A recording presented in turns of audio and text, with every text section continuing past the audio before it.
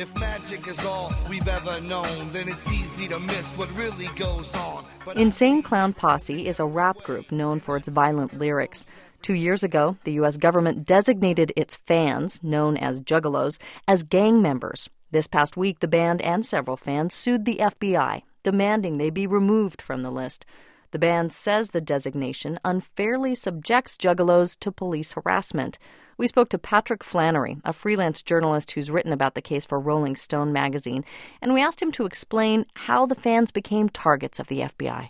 Juggalos has always been a term of endearment among the fans of the group ICP, Insane Clown Posse. In fact, it was a rallying call from the stage by the frontman, Violent J, several years ago. And since 2011, when this threat assessment came out by the FBI, there's been this whole stigma associated with fans of a group.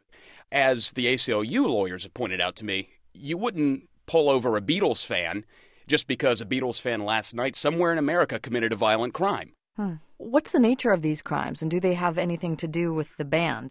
Nothing to do with the band whatsoever, according to the lawyers now for the group and with the ACLU of Michigan. What happened was there were only 2 crimes that were cited by the FBI study back in 2011. One had to do with a violent home invasion where a juggalo was suspected and later convicted.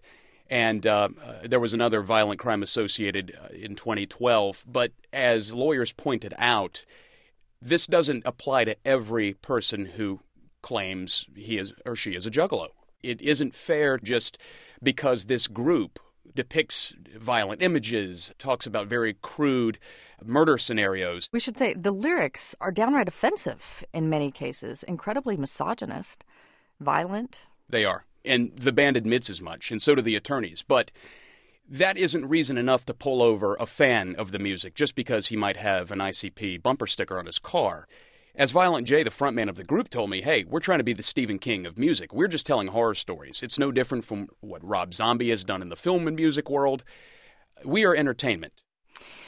Is this unusual, do you know, Patrick, for the FBI to designate a band's fans, followers, as gang members? Has it happened before? It's never happened before. Now, outside Madison Square Garden, just a couple of weeks ago for New Year's Eve, where the band Phish plays its annual 4-day residency, people were targeted outside for selling or using psychedelic drugs. However, these people are not labeled as gang members. So, this is the first case of its kind.